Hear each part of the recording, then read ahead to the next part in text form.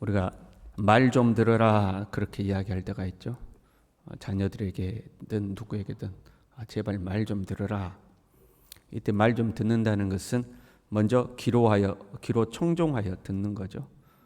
부모님이 뭐라고 하시는지, 상대가 뭐라고 하는지 청종하여 듣고 들었으면 깨달아 순종하는 것, 그를 의미하는 거죠. 말 좀 들어라 이렇게 하는 거죠. 사람들은 좀처럼 말을 잘 안 듣는 것 같습니다. 말을 잘 듣는 사람이 드물죠. 누군가가 말을 하면 듣고 깨달아 순종하는 것이 아니라 누군가 말을 해도 자기 생각이 이제 있는 거죠. 자기 생각대로 하는 거지 듣고 순종하는 경우가 드물죠. 자기 소견에 옳은 대로 하려고 하는 것이 이제 사람의 본능이죠. 특히나 책망하는 말은 더 잘 안 듣는 거죠. 사람의 본성이 누군가 나를 책망하면 오히려 기분 나빠하는 거죠. 아무리 그 책망이 옳은 것이라 할지라도 사람은 누군가 자기를 지적하면 그것이 이제 불쾌하게 되는 거죠. 잠언 9장 8절에요. 거만한 자를 책망하지 말라. 그가 너를 미워할까 두려우니라. 지혜 있는 자를 책망하라. 그가 너를 사랑하리라. 책망했더니 오히려 미워한다는 거죠. 네가 뭔데 그래? 이제 이렇게 하는 거죠.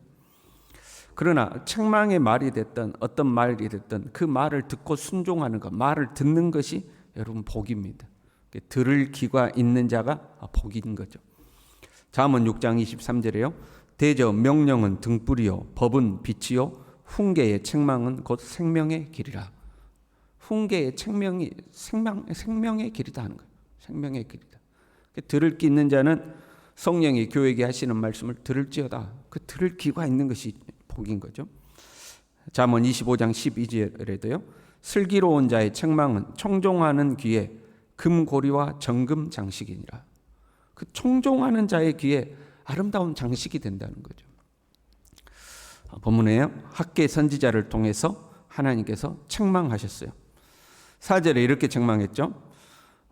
이 성전이 황폐하였거늘 너희가 이때에 판벽한 집에 거주하는 것이 옳으냐. 여러분 상당히 공격적인 지적입니다. 이렇게 하는 것이 옳으냐? 집사님 그렇게 하는 것이 옳습니까? 권사님 그렇게 하는 게 옳습니까? 공격적인 어투거든요. 그럼에도 불구하고 12절에 보면요. 스알드엘의 아들 수룹바벨과 여호사닥의 아들 대제사장 여호수아와 남은 모든 백성이 말씀을 들었다 이렇게 기록하고 있습니다. 수룹바벨은 총독입니다. 여호수아는 대제사장이죠. 세상적 기준에서 자기 자존심을 세울 수도 있죠. 그러면 기분 나쁠 수도 있는 거 아니에요? 그래도 내가 총독인데 나한테 그렇게 말할 수 있어? 사람들은 그 말의 내용보다도 말의 투를 더 중요하게 생각하는 경우가 많죠. 상대가 말하는 말이 옳으냐 그르냐 보다도 어떻게 저렇게 말할 수가 있어 그런 거죠. 그래서 내가 총독인데 나한테 정중하게 말해야지. 옳으냐? 이딴 식으로 말하면 되나? 기분 나쁠 수도 있지 않겠어요? 그래도 내가 대제사장인데 나한테 그렇게 말하면 되나? 기분 나쁠 수도 있지 않겠어요? 그런데 이들은 이 말씀을 들은 거예요. 그냥 들은 것이 아니죠. 그들의 하나님 여호와의 목소리와 선지자 학개의 말을 들었으니 이렇게 돼요. 그들의 하나님 여호와의 목소리와 선지자 학개의 말 동급으로 두고 있죠. 그래서 선지자 학개의 말을 하나님의 목소리로 들었다 그 말이에요. 그냥 학개라는 한 개인의 소리가 아니라 학개가 하는 말이 하나님의 말씀이다 하고 그걸 받아들였다는 거예요. 어떻게 이것이 가능한가 이렇게 기록하죠. 백성들이 다 여호와를 경외하며 하나님을 경외했기 때문에 하나님의 선지자의 말을 하나님의 목소리로 들었다 이 말이에요. 우리가 하나님을 경외하는 것을요 나와 하나님과의 개인적 관계라고만 생각할 때가 많습니다. 내 마음이 하나님을 경외하고 내 마음이 하나님을 사랑하고 내 마음이 하나님을 귀하게 여기고 하나님을 경외하는 거죠. 그러나 그 하나님을 경외하는 것은 우리의 삶에 나의 삶으로 드러나야 되는데 하나님을 경외하면 첫째는 말씀에 순종하는 것이고 둘째는 하나님이 세우신 질서에 순종하는 것으로 나타나야 돼요. 그냥 하나님, 위대하신 하나님, 내가 하나님을 높입니다, 하나님을 내가 경외합니다, 이거 말고, 그것은 내가 하나님을 찬양할 때 그런 자세로 해야 되겠죠. 그러나 하나님을 경외한다는 것은 말씀에 순종하고 질서에 순종함으로 나타나야 돼요. 학계를 하나님이 보내셨다고 믿는 것, 학계를 통해 하나님이 말씀하신다고 믿는 것, 그것이 질서죠. 학계를 선지자로 세우셨단 뭐예요? 직분이잖아요. 직분은 곧 질서라고 그랬죠. 저 사람을 하나님이 선지자로 세우셨다, 그러니까 그 직분은 곧 질서가 형성되는 거거든요. 하나님을 경외함으로 그렇게 믿은 거예요. 하나님을 경외함은 말씀과 질서의 순종함으로 나타나게 되어 있습니다. 본문을 보면 특별한 표현을 쓰고 있어요. 13절에 여호와의 사자 학계가 여호와의 위임을 받아 백성에게 말해요. 하나님으로부터 위임받아서 백성에게 말했다. 여러분, 앞에 하나님께서 선지자 학계로 말미암아 말했다, 학계로 말미암아 이렇게 표현해도 되잖아요. 아니면 여호와의 말씀이 학계에게 임하여 이르시되 이렇게 표현해도 되잖아요. 그런데 특별한 표현을 쓰고 있어요. 다른 선지자들에게서는 이런 표현이 나오지 않습니다. 그런데 이 학계에는 특별히 이 표현을 하나님이 쓰고 계셔요. 여호와의 위임을 받았다. 여러분, 위임을 받는 것이 직분입니다. 직분이란 직분을 주는 자에게로부터 권한을 위임받는 거예요. 그 권한받은 위임이 무엇인가를 나타내는 게 직분의 명칭이죠. 목사다, 그럼 목사로서 할 수 있는 역할과 책임이 있잖아요. 그 권한이 나에게 위임된 거죠. 저 사람에게는 어떤 권한이 위임됐느냐, 그것을 나타내기 위해서 직분의 명칭이 있는 거예요. 저 사람은 목사다, 저 사람은 대통령이다, 저 사람은 누구다, 그 사람에게는 어떤 권한이 위임되어 있다, 그런 의미거든요. 위임받은 것이 직분이에요. 하나님께서 어떤 사람은 사도로, 어떤 사람은 선지자로, 어떤 사람은 목사와 교사로 세우시죠. 그 직분에 맞는 권위와 역할을 하나님이 위임해 주시는 겁니다. 내가 너를 선지자로 세웠다 하는 것은 선지자에게 하나님의 말씀을 전할 수 있는 권한을 하나님이 위임해 주신 거죠. 의무 경찰들이 있잖아요. 군대 대신 이제 경찰 역할을 하는 게 의무 경찰. 지금도 의무 경찰 제도가 있나요? 요즘은 그 젊은 그 경찰들을 못 보는 것 같아요. 없어졌습니까? 근데 과거에는 의무 경찰이라는 게 있었죠. 그러면 20살, 21살, 막 22살 그 어린 나이에 의무 경찰이 되잖아요. 그러면 우리가 볼 때는 20살, 21살, 22살 애기들이지, 애기들. 근데 그 의무 경찰이 수신호를 하면 우리는 그 수신호에 복종하죠. 왜요? 그 꼬맹이들이 뭔가 힘이 있어서가 아니고 그에게 경찰이라는 권위가 위임되어 있기 때문에, 국가에서 그에게 경찰이라는 권한을 위임해 준 거죠. 그러니까 그 경찰의 신호에 순종하지 않는 것은 단순히 20살짜리 청년의 말을 안 듣는 것이 아니고 국가가 그에게 위임해 준 권위를 우리가 부정하는 거죠. 국가의 법을 어기는 게 되는 거예요. 그게 권위죠. 하나님이 학계를 선지자로 세우셨어요. 그리고 말씀을 전하는 역할과 권한을 주신 거죠. 그래서 학계의 말을 하나님의 말씀으로 받아들인 거예요. 하나님이 선지자로 세우셨고 하나님이 학계를 통하여 말씀하신다고 믿은 거죠. 사람들이 이 권위를 우습게 하는 경우가 많이 있습니다. 권위를 우습게 한다 그러면 무슨 말이에요? 직분을 우습게 한다, 그 말이에요. 여러분, 교회의 모든 직분은 하나님이 우리에게 맡기신 것인 줄로 믿습니다. 하나님이 권위를 우리에게 위임해 주신 거예요. 그게 직분이죠. 그런데 어떤 이들은 교회에서 직분이 명예쯤으로 여기는 사람들, 교회의 직분을 명예쯤으로 여기는 사람들이 있어요. 예전에 안 믿는 사람이 그런 표현 쓰는 걸 들었어요. 그 사람이 어디 교회 다니더만 장로 땄다더만, 장로를 땄다고 이제 표현, 장로를 땄다더만 이제 이렇게.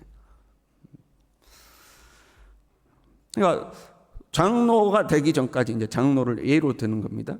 그 직분을 얻기 전까지는 막 열심히 하고 교회 봉사도 열심히 하더니 그 직분에 오르고 난 뒤에는 아무 일도 안 해. 대우만 받으려고 하는 거죠. 내가 목사인데 내가 장로인데. 직분이란 역할을 하나님이 맡기신 거잖아요. 반대로 그러니까 자기가 그 직분에 오르고 나서 그 직분에 하나님이 위임해 주신 그 역할을 감당하지 아니하고 대접만 받으려는 사람들이 있는가 하면 그 직분을 우습게 하는 사람들이 있어요. 또 인정해 주지 않고 지가 장로면 다야, 지가 권사면 다야, 이렇게 하는 거죠. 그럼 그 개인이 아니라 직분이 역할을 수행하는 겁니다.